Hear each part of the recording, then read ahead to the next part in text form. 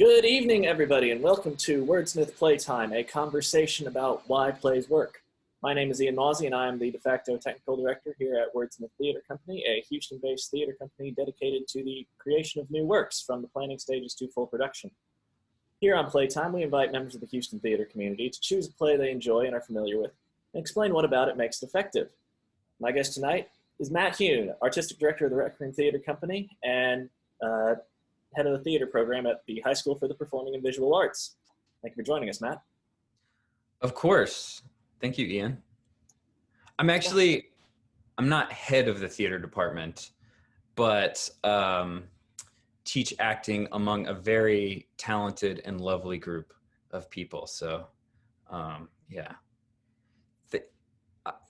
I'm excited to be here, and I'm excited to talk about my play. Thanks for the introduction, Ian. So how this is going to work, for those who have not seen one of these before, Matt here is going to talk for probably 20-25 minutes about the play, about why it works. I'm going to step away, but I'm going to keep an eye on the Facebook comments, because that is where everyone in the audience should be posting questions, so that when Matt wraps up, I can come back and ask some of your questions for Matt to answer. Take it away, Matt. Okay. So I'll start with, just what play I chose and why I chose it. One of my favorite things to do is research and discover new plays that are hidden in the rough, so to speak. My favorite thing about being an artistic director is season planning and play selection. So I was naturally excited when Rachel Dixon called me asking if I would take part in a Wordsmith play discussion. And especially thrilled when she told me that I could choose any play that I wanted. But narrowing all the plays that I wanted to share and talk about down to one has been actually quite a task and a lot more difficult than I had planned it to be.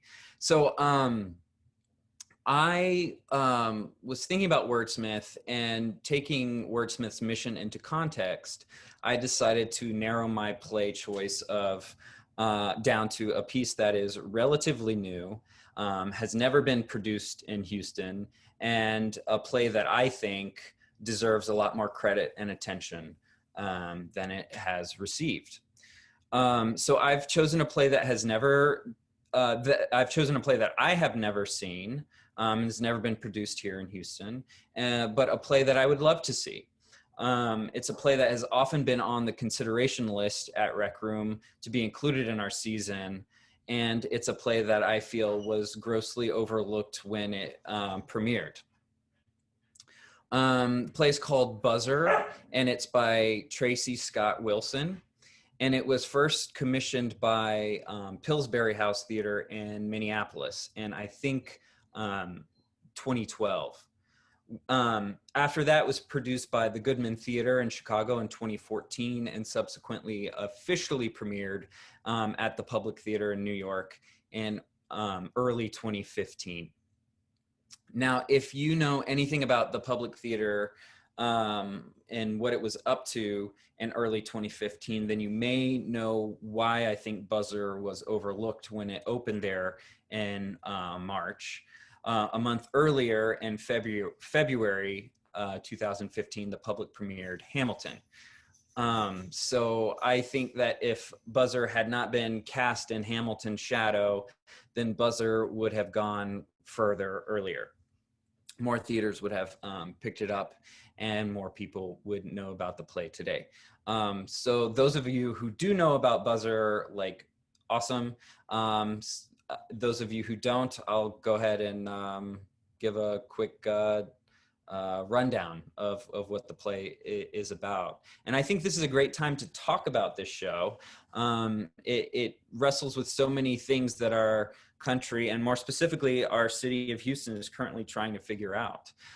Buzzer takes place in a particular neighborhood in Bronx, New York City, but there are strong parallels to neighborhoods here in Houston, places like maybe Edo or Third Ward or Fifth Ward. So on a big picture macro level, the play is about gentrification and people being displaced and pushed out of their neighborhoods. It's about the personal struggles that are involved in choosing where we live, if we are afforded the privilege of choice. And it's about people with some degree of an awareness of the role that they play in gentrifying, and the guilt that accompanies that awareness, and the actions or inactions they choose to take that severely affect lives. On a like more just, I hate to say like micro level, but on a direct micro level, this is a play. It's an edge of your seat thriller about relationships and sexual betrayal. It's about inherent biases and fear affecting a group of three very close friends on a deeply personal level. So it's a 3-person play. The characters are Jackson, who is a Black man in his late 20s. He's a successful new lawyer with a Harvard law degree, and he is born and raised in the neighborhood of the play's setting. And that neighborhood is in rapid transition and was rough when Jackson was last there growing up in it. We have Susie, or Suze, who she is often referred to in the play. She's a white woman in her late 20s, and she's in a serious, committed relationship with Jackson. She's a public school teacher in Brooklyn, and at the start of the play, we see her dealing with an incident at her school where she teaches, and she's placed on administrative leave. She used some inappropriate, she got angry and used some inappropriate language with a student. So she's dealing with some extra time on her hands, and she's dealing with sort of this almost existential issue with her career and her job. And then we have Don, a white man in his late 20s. He's an addict who has just recently re-entered sobriety. And aside from him being a white man, he comes from additional privilege. He is a longtime close friend of Jackson, but he comes from a different kind of place. His father is rich, and he's a boarding school, prep school kid. He knows Jackson because Don's father helped Jackson and his mother out financially, and Jackson started to attend the same boarding school as Don because of a scholarship that was afforded to Jackson. I would say Don is aware of his privilege, and he seems to hold a great deal of guilt because of it. So, okay, those are all the characters. I don't mean to ramble on about that, and I hope that this doesn't turn into sort of a lecture about the play, but whatever. That's kind of what this is. So the play begins with Jackson and Susie moving into their first apartment together in the gentrifying Bronx neighborhood of Jackson's childhood. Jackson's coming back home. And we see them looking at this apartment. It's huge. It's got multiple bedrooms. At one point, Jackson says, we have 2 hallways. So it's really something that they can afford that is big and beautiful. And they say it's got like antique fixtures and so it's something they would never be able to afford were they in Manhattan or Brooklyn or somewhere like that. So Jackson seems determined to build a new stable life in this part of town. And this part of town, as Jackson puts it, is changing for the better, he says. He talks about how the area used to be full of crack and heroin, and now there's a coffee shop and a gym. So at the same time as this big move, which I'll say that Susie's a little bit reluctant to begin with. She says something like, our friends will never visit us here. And Jackson responds with, you know, if we didn't live here, we would never visit this part of town. So we see that struggle a little bit early on, but you know, I think the it seems like the one selling point for Susie is that there is a built-in washer and dryer, which is really kind of sells her. So at the same time of this big move, Jackson convinces Susie to also let Dawn, Jackson's best friend and recovering heroin addict who's needing a place to stay, to live with them in their new apartment. And just to clarify, Dawn is a rich, overprivileged white kid who just couldn't get it together. And Don didn't want anything to do with his father's money and the luxury that it afforded him. And then again, Jackson, on the other hand, came from a horrible, rough place that has, and he's worked his way up to Harvard Law and now on the road to making partner at his new law firm. So, so Don moves in, and the three of them, the three friends, are living together. And as the play progresses, we start to see how this neighborhood affects these three friends and gentrifiers. It pushes every one of their buttons and brings them to their breaking points. It, you know, I like to, I love playing Crucible, and you know, this isn't like the Crucible, but in some way it's kind of like that, where it forces these characters into this environment and heats them up and tests them to their max. And we start to see these people acting in ways unfamiliar even to themselves. Susie says at one point in the play something like, "I don't even recognize my own thoughts anymore." So so it's really kind of interesting how they start to now deal with each other in these unexpected ways. Now, Susie's being white, her skin color makes her stick out in her new neighborhood. And we learn that she's being harassed by a group of young men on the street.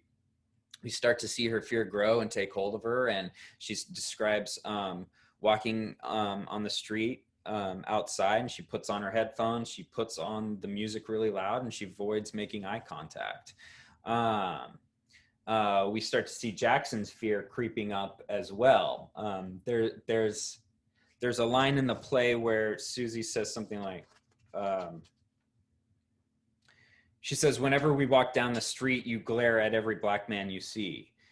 You go into this hyper-masculine mode. You steel yourself, puff out your chest, and just glare. I don't recognize you." So again, like, you know, the "I don't recognize you, I don't recognize myself anymore." So fear is really starting to take hold of these people. And as Jackson is preoccupied with his work, Don and Susie are spending quite a lot of time together. Susie being on administrative leave, and Don just kind of down and out and not having a job. So they're growing closer, and Don starts to display a lot of concern over Susie and her walking alone on the street. He mentions a girl, a model from the Midwest, who was recently raped and killed 2 blocks over. So later, Don tells Susie that he confronted, not aggressively, but went up and talked to one of the guys on the street who was harassing her. And he found out the guy was just trying to get Susie's attention, and that he has lived in the neighborhood his whole life. And now that new people are moving in and treating him like he doesn't exist, he's getting a little frustrated in it. And he feels that people are just trying to make him disappear. Now, we never see this. Don talks about it. But Don and Susie end up inviting him into their apartment and apologizing. Again, we don't see that, but we hear about it. Jackson finds out about this and is very upset. especially he has a missing watch, and he's convinced that this young man stole it. And ultimately, I'm going to sort of wrap this up quickly because a lot of kind of big plot points happen. And I don't know, Ian, tell me if I'm wrong, but I don't know if I want to like give everything away. I mean, I can if you want me to. But the play builds to a climax between the three friends where they are literally battling each other and themselves and clawing at a sense of moral dignity and safety. I love this play because it uses the outside world as a monster that is lurking at the door. We see that gentrification is not only a disruptor to the existing community, but also the lives of the gentrifiers themselves. The end of the play leaves all three of these people really beaten and tattered, and we see them dealing with their demons. We get to see why they chose to live there and what drove their decisions. And we get to see that, you know, we always talk about gentrification being a very complex issue, and it is, but there's no denying that it's a huge disruptor. And we think, like Jackson says at the beginning of the play, you know, this neighborhood is changing for the better. Well, sure, in some regards, but not only is it displacing the people who have lived there for generations, it's unraveling the lives of the people who are choosing to disrupt. So to me, that's just like kind of a perfect little play. You know, I love plays with small casts. I guess, well, I say that. I think mainly my eye is always out for plays with small casts because of Rec Room. I love that the play is just, you know, it really takes place solely in this apartment. And I think of it as a thriller. Really, the structure of the play really kind of goes between scene and scene without any breaks, without any blackouts. You're kind of in scene, and then immediately you jump into the other one without the next scene, without really any sort of help with the play structurally, and it moves quickly in that way. However, the play is a slow burn throughout the whole piece. So structurally, I love it. And it as I read it, you know, a few plays that kind of like make you put you on the edge of your seat. And really this play and actually Appropriate have been recently the two that have been like, oh my god, like real page turners as a play, and stop me from actually like kind of reading quickly. I really kind of want to take my time with the piece, and this is definitely one of those. So yeah, I mean, I can keep talking and rambling about stuff, but if people, Ian, I don't know if people are chatting and having questions. I'm open to talking and opening up the table. But until you jump in, I'll just, I guess, keep rambling. We're not seeing a whole lot of questions, but don't worry, I've got a couple lined up of my own. Sure. Okay. So, question we frequently ask here is, if you had to pick one thing that makes this play especially effective, what would it be?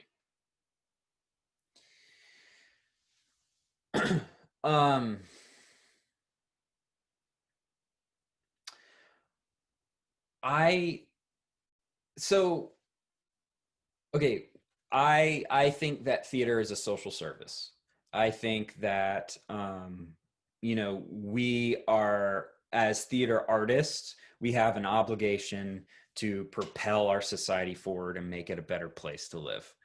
And I understand the point of play for play's sake or art for art's sake. I get it.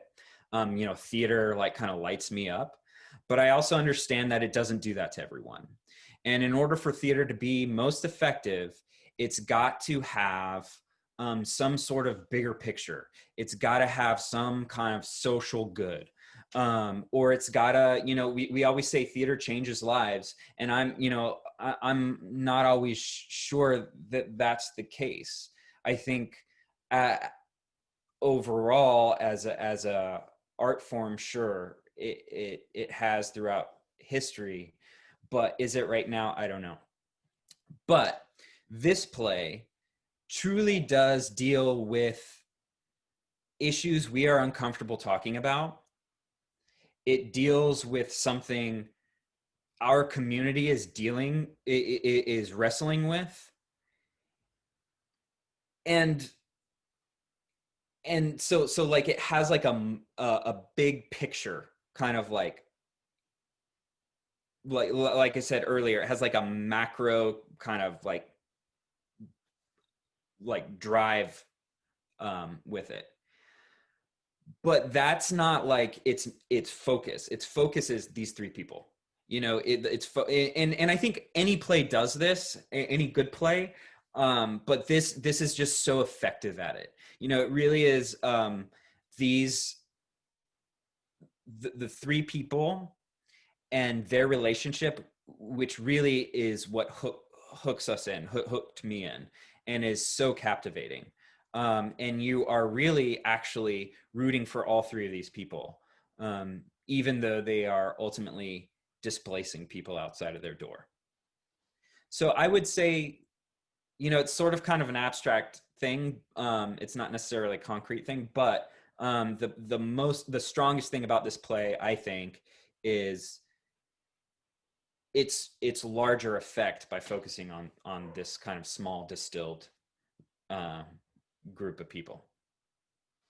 Okay, sure. Yeah. Rachel Dixon in chat asks the question, what is the hook for this play?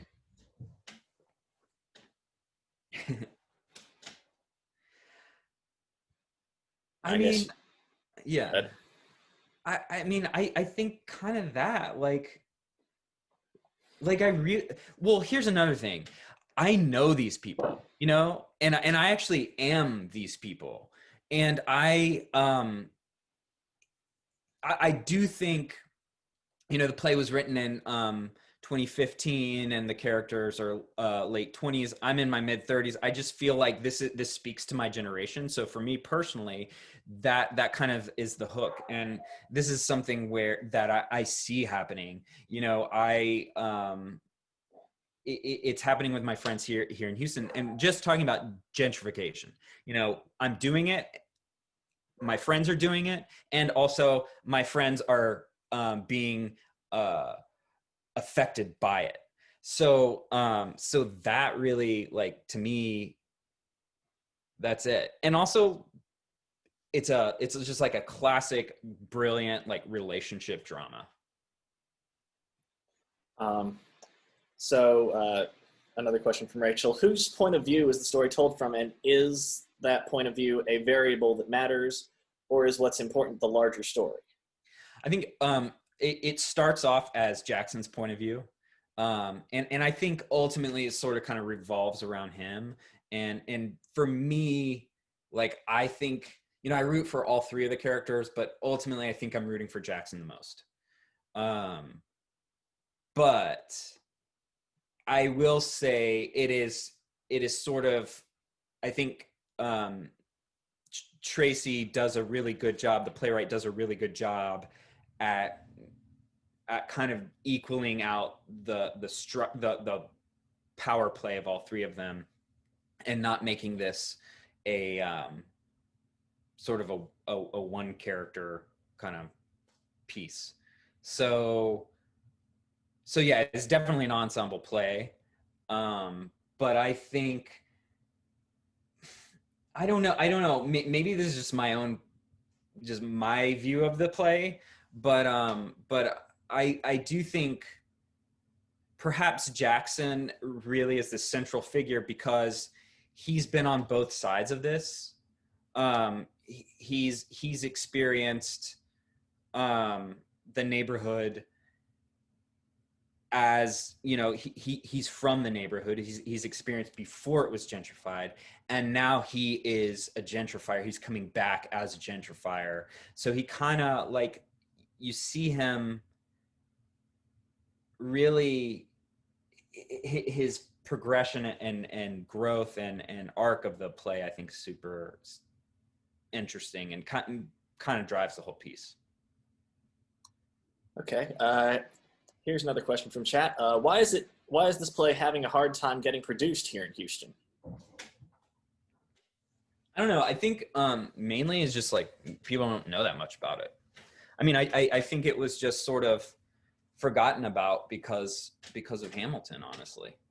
I mean, maybe not. Maybe I'm wrong about it, but also I mean, I'm gonna speak frankly and honestly. Sometimes Houston has a hard time with new work, you know, and we want to. As a theater producer, I want to ensure that my play is going to be seen by a lot of people, and I want to make sure that it's going to be a good sell. And for a play that, you know, hasn't, these are my personal views, you know, but for a play that doesn't have a lot of like oomph behind it, you know, it's hard. You know, we sometimes are I mean, we are a city that often plays it safe in the plays that we choose and produce because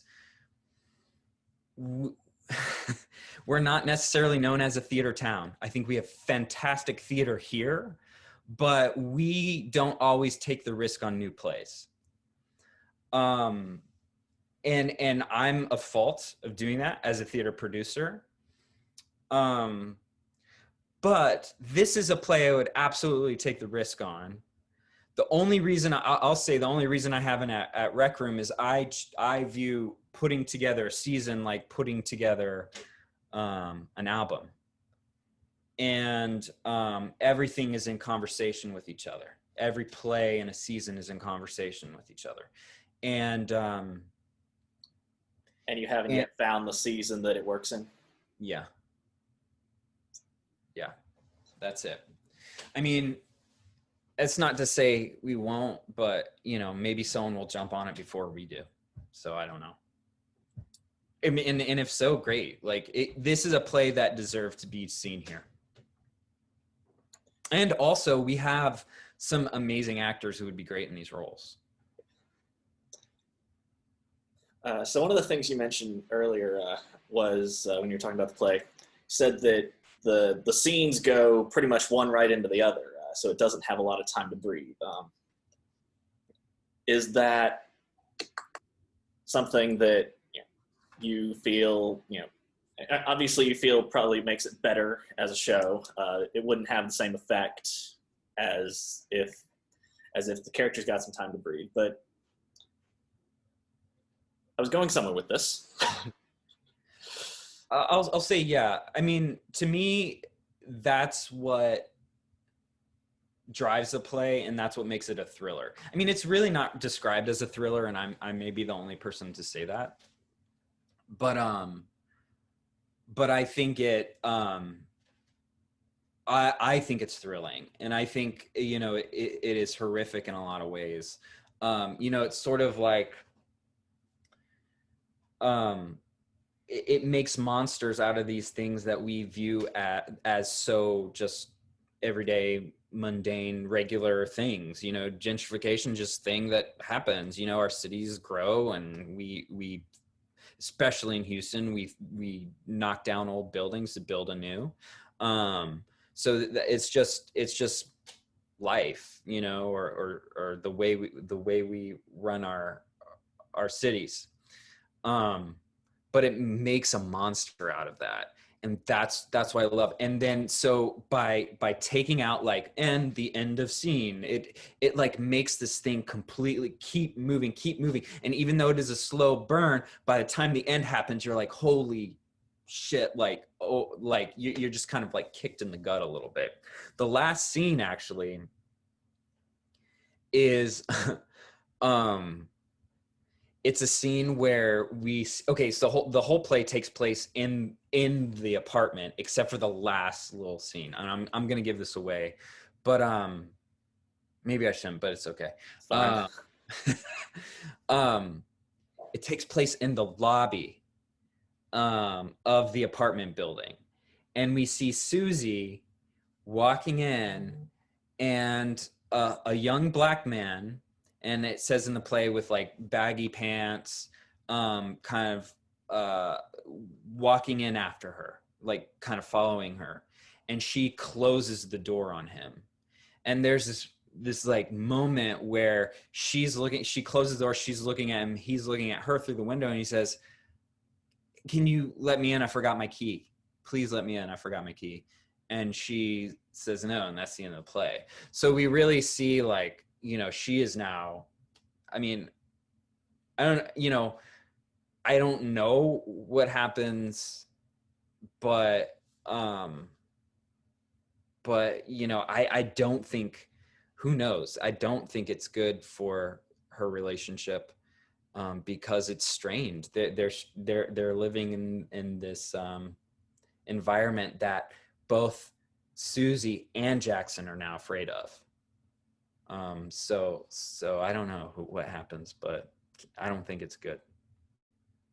When I was at a talk back once with Edward Albee, and someone asked, like, after the goat, someone asked, well, what happens at the end? And he stood, and no one knew he was in the audience. He stood up and he was like, "I don't write sequels," which was like the perfect, like, okay. But then he went around, he ended up writing Peter and Jerry, so pretty cool. Right. So yeah.